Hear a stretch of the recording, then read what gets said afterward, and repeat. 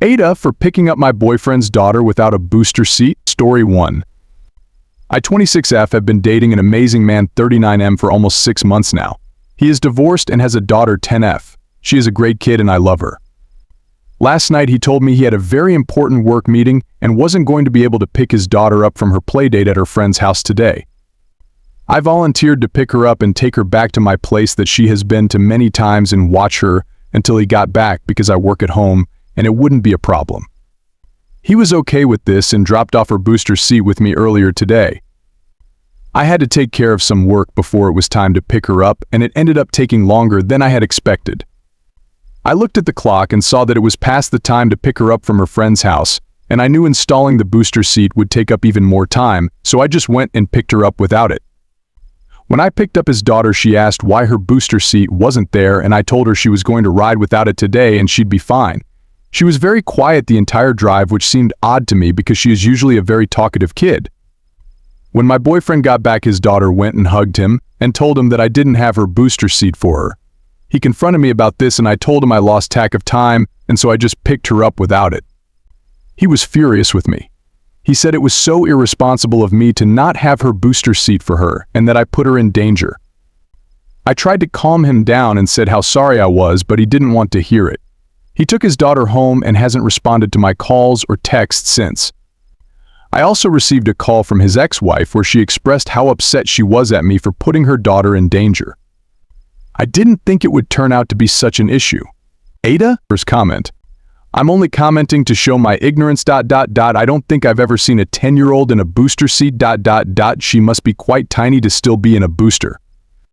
Edit updating to say I understand booster are based on height and weight, not age. Same thing for when a car seat can be forward facing, so I said she's tiny to still be using one at 10.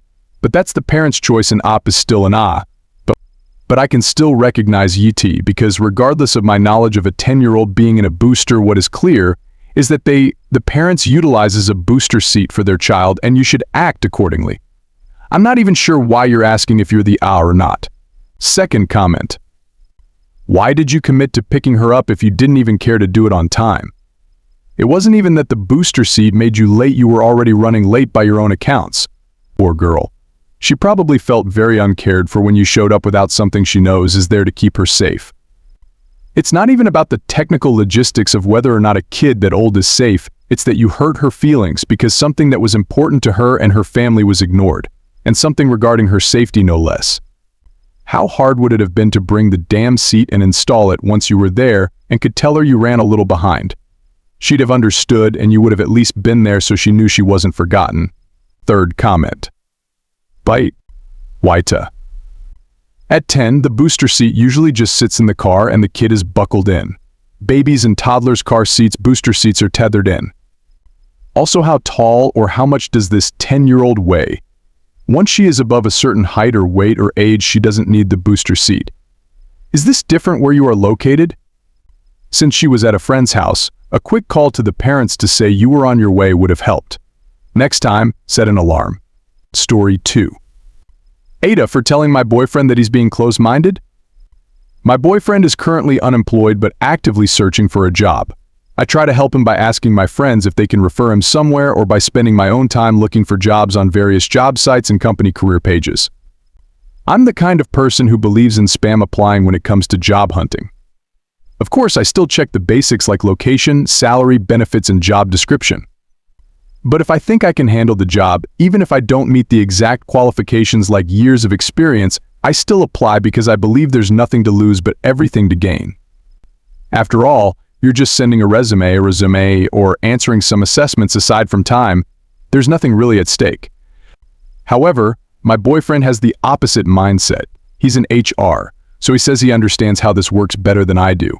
He believes that qualifications are set for a reason, and it's fair to follow them. I get that, but I still stand by my belief that there's nothing to lose. It's been almost 2 months since my boyfriend became unemployed, and responses to his applications have been slow. Sometimes, I send him job postings that require more experience than he has, but it's usually just a 1-year difference. I feel like there's no harm in trying, plus I'm trying to broaden his opportunities because he has so many filters. He doesn't want to work in a BPO, and he doesn't want an on-site job. We got into an argument about this because I was getting frustrated that he sticks to these rules so strictly, as if he's the one setting them. So I ended up telling him that he's being too close-minded. Now, he's not talking to me. I know I was harsh, and I do feel guilty because I hurt him, but I still believe he needed to hear it. So, AITA for telling him that he's being too close-minded. First comment. Nah, you have different views on job searching and not being reconciled that doesn't make either of you an ah. I happen to agree with you in that people should apply for jobs that they don't necessarily qualify for on paper, because I don't believe in giving up before that process is even started. If the employer doesn't think I qualify for the position, they can very well reject me. On the other hand, if your boyfriend follows your advice and just happens to get interviewed for, and then offered a position that he doesn't fundamentally believe he qualified for on paper, he might have imposter syndrome from day one that ends up preventing him from doing the best he can. Second comment. Soft AITA. Because you're well-meaning. Losing your job and being unemployed is one of the worst experiences in life. Applying for jobs and getting no replies or thank you for applying, we reviewed your application and we decided not to go forward is soul-crushing. It's really, really bad, and I'm speaking both as a person who's been there and as a person who supported a spouse who's been there. You mean well, you're a good person and a supportive partner, but this is the worst time to offer opinions. Your partner is super vulnerable right now. Their self-esteem is at its lowest. They need support, not opinions. However well meant. Stay strong and crossing fingers your partner finds something soon. Third comment. AITA. Your boyfriend knows what he is doing. Furthermore, he is actively searching for jobs and you are giving him shit because he's not doing it your way. Even if he didn't work in HR, this would be incredibly rude, disrespectful, and controlling. Since he works in HR, your behavior is ridiculous. Being unemployed can be really hard.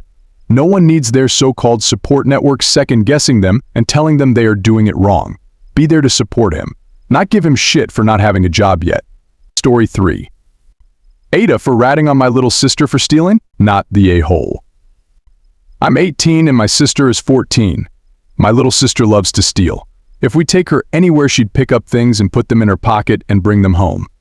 She's stolen watches, jewelry, trinket boxes, perfumes, etc. The worst thing she stole was my Nana's wedding ring.